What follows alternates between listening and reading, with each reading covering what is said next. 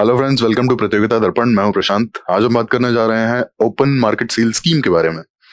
सबसे पहले न्यूज देख लेते हैं। हाल ही में न्यूज आती है कि एफसीआई यानी कि फूड कॉर्पोरेशन ऑफ इंडिया ने कुछ रेस्ट्रिक्शंस लगा दी हैं regarding the quantity of bidding as well as states की जो एंट्री है ना, वो हाल फिलहाल में बंद कर दी गई है। States are not allowed to participate in open market sale scheme. अब ऑब्वियस सी बात है कि अगर स्टेट्स को यहाँ पर ओपन मार्केट सेल स्कीम में अलाउ नहीं किया जाएगा तो उन्हें rice as well as wheat procurement के कुछ ऑल्टरनेटिव मेथड्स को ढूंढना पड़ेगा। आइए डिटेल से देखते हैं क्या है ओपन मार्केट सेल स्कीम। काफी इंपॉर्टेंट टॉपिक है आपका। सबसे पहले ओपन मार्केट सेल स्कीम के बारे में बात करेंगे हम। इसे एफसीआई यानी कि food corporation of India implement करता है। और इसकी जरूरत क्या है? इसकी जरूरत है जो भी सेंट्रल पूल में wheat as well as rice होता है और सरप्लस स्टॉक अगर उसका होता है तो उस सरप्लस स्टॉक को सेल करने के लिए एफसीआई इस स्कीम को इंप्लीमेंट करता है। और ये सेल कहाँ पे होती है? सेल होती है ओपन मार्केट में वाया ई ऑक्शन यानी कि नीलामी। आइए डिटेल से देख लेते हैं। ऑब्जेक्टिव्स बेसिकली क्या है इस स्कीम के। अब इस स्कीम के ऑब्जेक्टिव्स जैसा कि मैंने आपको बताया, एफसीआई सरप्लस फूड स्टॉक को, जो ग्रेन्स का स्टॉक है फूड ग्रेन्स का, उसको उसकी सेल के लिए इस स्कीम को इंप्लीमेंट करता है। तो ऑब्वियस सी बात है कि अगर सरप्लस फूड स्टॉक को सेल किया जा रहा है तो फूड ग्रेन्स की जो सप्लाई है वो तो एनहांस होनी ही है। दूसरी बात, अगर फूड ग्रेन्स की सप्लाई एनहांस हो जाती है और मार्केट में सफिशिएंट फूड अवेलेबल है, किसी तरह की शॉर्टेज नहीं है, डिमांड्स को मीट किया जा रहा है प्रॉपरली, डिमांड्स और सप्लाई का मिसमैच नहीं है, तो ऑब्वियस ही बात है कि इन्फ्लेशन कंट्रोल में रहेगा। इसके अलावा मार्केट में सरप्लस फूड है, सफिशिएंट फूड है, किसी तरह की शॉर्टेज नहीं है। नियर फ्यूचर में आफ्टर 1 मंथ 2 मंथ किसी तरह की शॉर्टेज नहीं होगी।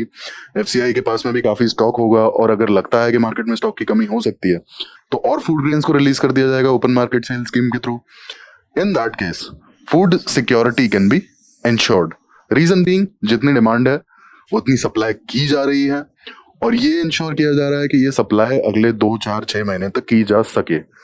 और जब इतना इंश्योर किया जा सकता है तो ऑब्वियसली बात है कि फूड सिक्योरिटी को इंश्योर कर सकते हैं। इसके अलावा लास्ट जो इसका ऑब्जेक्टिव है, to sell the surplus food grain stock from the central pool. अब जो भी फार्मर्स से फूड ग्रेन्स प्रोक्योर करते हैं वो एक सेंट्रल पूल में जमा हो जाती है और ये silos as well as warehouses में ये स्टॉक पड़ा हुआ रहता है। इसी के लिए, इस सरप्लस फूड स्टॉक को सेल करने के लिए एफसीआई इस स्कीम को इंप्लीमेंट करता है। हालांकि इसके कुछ और भी ऑब्जेक्टिव्स हैं, हम आगे उसे देखेंगे। अब एफसीआई इसे इंप्लीमेंट कैसे करता है? एफसीआई इंप्लीमेंट करता है वाया ई ऑक्शंस।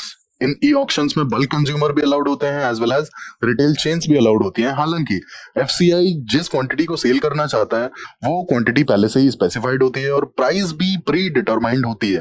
हालांकि यहाँ पे ऑक्शन होता है, प्रॉपर बिडिंग होती है, लेकिन एफसीआई पहले से ही कुछ प्री डिटरमाइंड प्राइसेस पे स्टॉक्स रखता है कि एक सर्टेन प्राइस से कम प्राइस पे फूड ग्रेन्स ऑक्शन में नहीं सेल किए जाएंगे। अब यहाँ पर एक चीज और है, जब तक स्टेट्स को अलाउड था इस पर्टिकुलर स्कीम के थ्रू फूड ग्रेन्स को प्रोक्योर करना, तब तक स्टेट्स फूड ग्रेन्स को प्रोक्योर कर रहे थे ओएमएसएस के थ्रू यानी कि ओपन मार्केट सेल स्कीम के through. Reason being, states national food security act के अलावा लोकलाइज्ड फूड सिक्योरिटी स्कीम्स भी चलाते हैं। एग्जाम्पल के लिए अगर आप देखेंगे तो रिसेंटली कर्नाटका गवर्नमेंट की अन्न भाग्य योजना,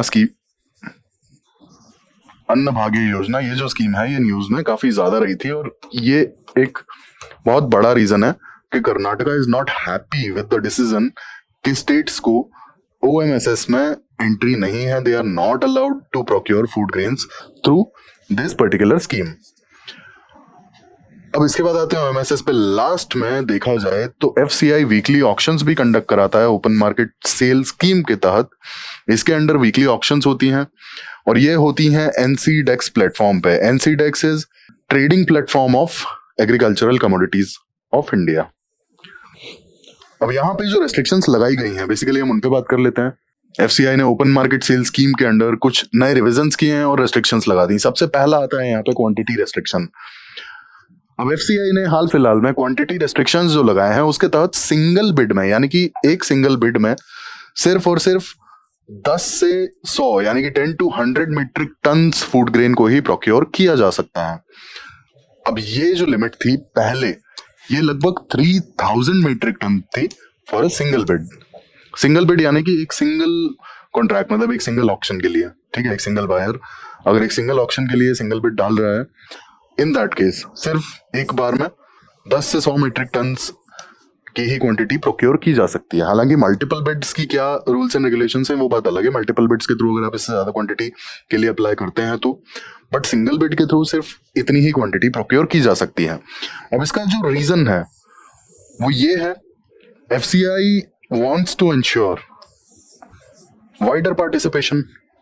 एफसीआई वाइडर पार्टिसिपेशन को प्रमोट करना चाहता है। रीजन बीइंग 3000 मीट्रिक टन एक बहुत बड़ी क्वांटिटी हो जाती है, और जो रिटेल बायर्स हैं, जो छोटे बायर्स हैं, उनके बस का नहीं है कि वो इतनी ज्यादा क्वांटिटी एक बार में प्रोक्योर करें, ठीक है।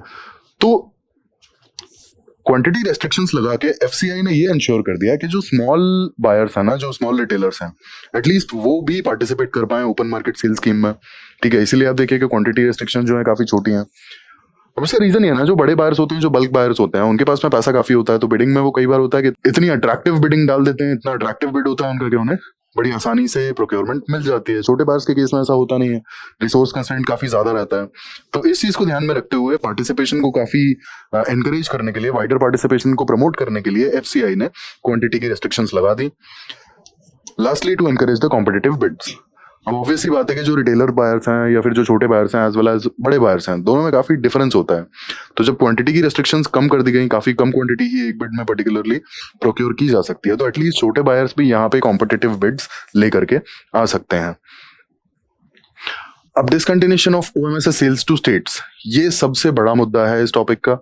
एक्चुअल में स्टेट्स पहले ओएमएसएस के थ्रू फूड ग्रेन्स प्रोक्योर कर लेते थे for localised food security schemes as well as national food security act, लेकिन जब they are not allowed to participate in OMSS sales, then अब बेसिकली होता क्या है यहाँ पे, सेंटर ने डायरेक्टली डिसकंटिन्यू कर दिया स्टेट्स का पार्टिसिपेशन, और सेंटर ने इस पर ये चीज कही कि इन्फ्लेशन को कंट्रोल करना चाहते हैं as well as adequate stocks maintain करना चाहते हैं, इसलिए states are not allowed to participate in open market sale scheme.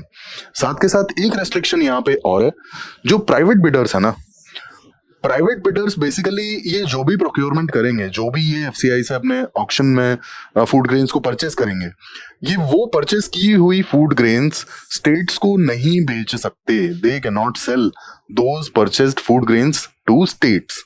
ये भी एक रेस्ट्रिक्शन है यहाँ पर। और जैसा कि मैंने आपको बताया था कि यहाँ पे कुछ स्टेट्स हैं जिनके काफी ज्यादा क्रिटिसिज्म वाले रिस्पॉन्स हैं, जिसमें आता है Karnataka as well as Tamil Nadu. Karnataka ने हाल ही में इलेक्शन हुए 2023 में, और वहां पर रूलिंग पार्टी चेंज होती है। बेसिकली जो पार्टी वहां पर पावर में आती है, उन्होंने अपने मैनिफेस्टो में फ्री फूड ग्रेन्स प्रॉमिस किए थे, ठीक है। और फ्री फूड ग्रेन्स बेसिकली जो प्रॉमिस किए थे specifically to the poor class, to the below poverty level class. अब इन फैमिलीज के लिए इन्होंने free food grains, free rice promise किया था अपने मैनिफेस्टो में, और इसके चलते कर्नाटका ने अन्न भाग्य स्कीम को दोबारा से स्टार्ट कर दिया। अब इस पर्टिकुलर स्कीम को इंप्लीमेंट करने के लिए काफी बड़ी क्वांटिटी में राइस की जरूरत थी, बट यहां पर ये स्टेप आ जाता है गवर्नमेंट का कि states are not allowed to procure from open market sale scheme. तो अब when states are not allowed to participate open market sale scheme, तो उन्हें ऑल्टरनेट मेथड्स ढूंढने पड़ेंगे, उन्हें दूसरे रास्ते ढूंढने पड़ेंगे अपने फूड सिक्योरिटी, जो लोकलाइज्ड फूड सिक्योरिटी स्कीम्स चला रखी है उन्होंने उसके लिए। तो ये काफी बड़ा इशू है, इसीलिए क्रिटिसिज्म काफी ज्यादा हो रहा है। अब हम एफसीआई के बारे में बात कर लेते हैं। एफसीआई एक स्टैट्यूटरी बॉडी है जो बना था फूड कॉर्पोरेशन एक्ट 1964 के तहत। बेसिकली एफसीआई का जो मेन रोल है to maintain the buffer stocks of food. FCI is responsible for distributing food grains for public distribution system यानी कि पीडीएस, और जो सरप्लस फूड ग्रेन्स एफसीआई के स्टॉक में रहते हैं उसके लिए ई ऑक्शंस भी टाइम टू टाइम ऑर्गेनाइज किए जाते हैं। तो बेसिकली आपने देखा एफसीआई का कितना बड़ा रोल है food supply chain as well as food security को लेकर के। तो ये हमने बात की एफसीआई के बारे में, जाना ओपन मार्केट सेल स्कीम के बारे में, और देखा कि हाल फिलहाल में जो रिसेंट चेंजेस किए गए हैं वो क्या क्या हैं और उसके क्या कॉन्सिक्वेंसेस हो सकते हैं आगे। ऐसे ही इंफॉर्मेटिव वीडियोस के लिए हमारे साथ जुड़े रहिए। Thank you, thanks for watching.